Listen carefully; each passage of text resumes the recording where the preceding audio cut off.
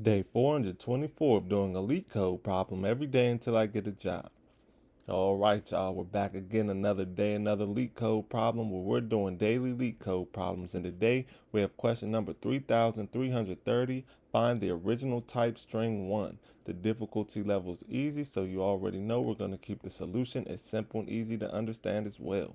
But before we get started, y'all, don't forget to like, comment, and subscribe. And if you need any new Apple AirPods, go ahead and check out that link in the description so you can get you some. Now let's see what the question says. Alice is attempting to type a specific string on her computer. However, she tends to be clumsy and may press the key for too long, resulting in a character being typed multiple times. Although Alice tried to focus on her typing, she is aware that she still may have done this at most once. You are given a string word which represents the final output displayed on Alice's screen. Return the total number of possible original strings that Alice might have intended to type.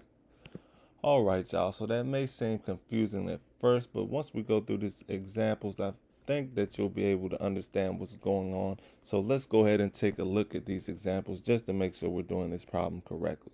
So in example 1, we have the input word equals a string A, B, B, C, C, C, C. The output is 5. Output is 5 because there are 5 total number of possible original strings that Alice might have typed and or might have intended to type. So it says right here,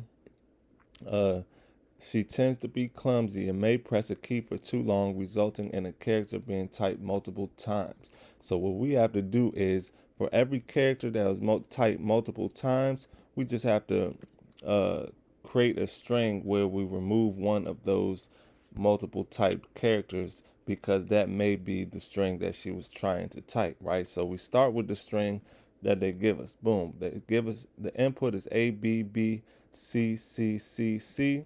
So we could start with that just in case that's what she meant to type and she got it right and she typed what she wanted to type correctly, right? So we have right here A, B, B, C, C, C. That's just the same as the input, meaning she typed exactly what she wanted to type and there were no mistakes.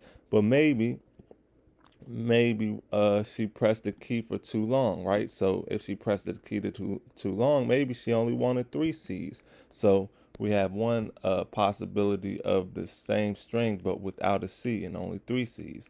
Or maybe she pressed the key for too long and only wanted 2 C's. So we have a version of that with only 2 C's, and maybe she only wanted 1 C. So we have a version of that of 1 C. Same thing with B's. Maybe she wanted 2 B's and only maybe she wanted 2 B's.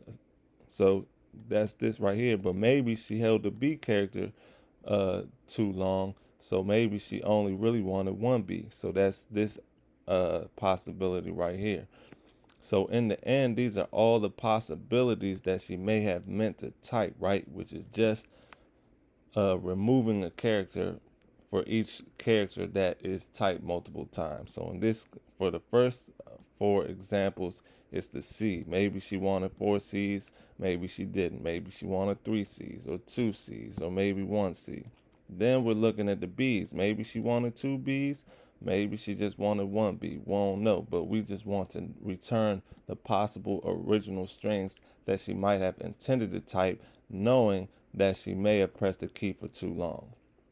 Boom. So in this case, there are 5 different possibilities of the original string, so that's why the output is 5. Notice we don't have to return the original strings, we just have to return the count of how many possible original strings there may be, and in this case it was 5. So let's take a look at example 2, where they might try to throw a trick question our way where there are no multiple characters. So in example 2, our input word equals a string A, B, C, D. The output is 1. The only possible string is A, B, C, D, because as you can see, excuse me, y'all, none of these characters have appear multiple times, meaning she never held the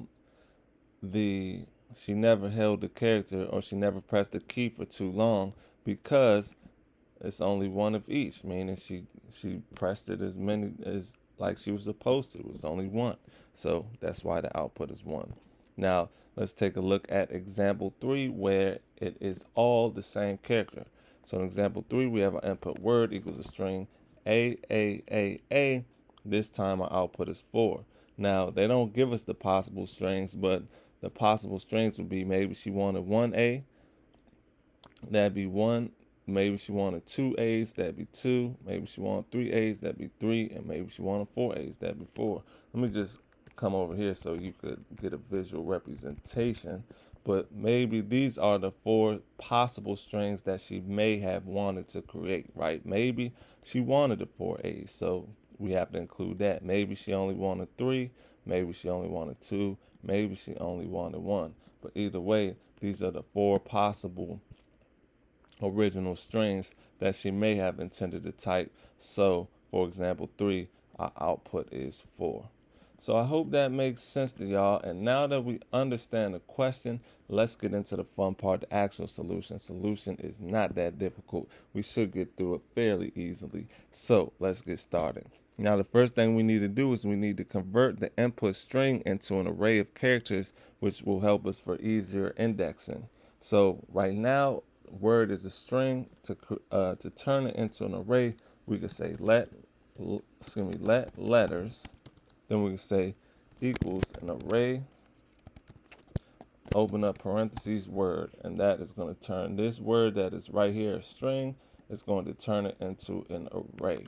Boom. Then we're going to get the total number of characters. We're going to say let n equal letters dot count. Boom. Then we're going to count the length of the current sequence of identical characters. We could call this run. So we'll declare a variable, set it equal to 1 just to start, and it's going to count the number of the current sequence, or count the length of the current sequence of identical characters. Now count, we're going to create another variable called count, which will store the final result, initialize the 1 for the original string. So this is going to store, this is run, this is going to store like how many consecutive characters we may see. Count is going to store output for how many possible original strings there may be. So for that, we are going to declare a variable called count, and we could just set that equal to 1 to start. Now we're going to iterate through the string from the second character to the end.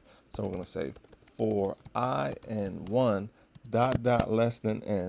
We're going to open up the brackets. Boom.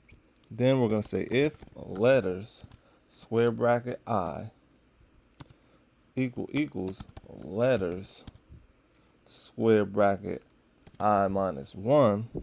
We're going to open up the brackets, and if the current character matches the previous, then we're going to increment the run length. So we're going to say run plus equals 1. So if these two characters match, we're going to increment run and add that to our count of consecutive characters.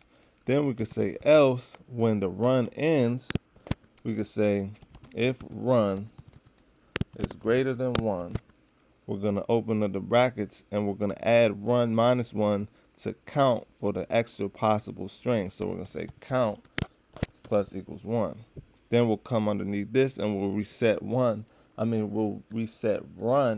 the next group by setting run equal to 1.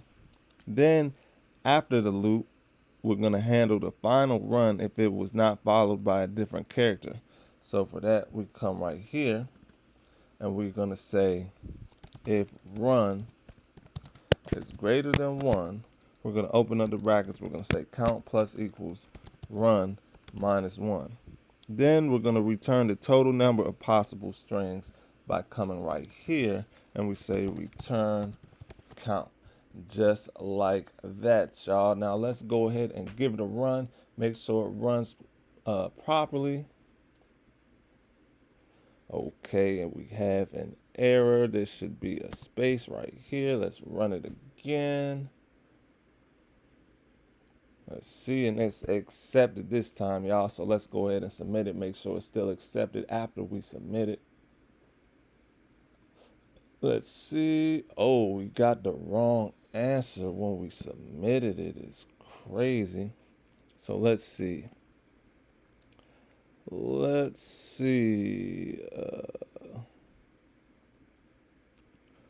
see if we went wrong somewhere. Oh, this should be, sorry y'all, this should be count plus equals run minus 1. So let's run it this time, see if that works. Yeah, 9 times out of 10, when you get the wrong answer, y'all, that means that the math is not mathing somewhere in the code. Probably messed up on the math. In our case, we didn't. We messed up with the math right here.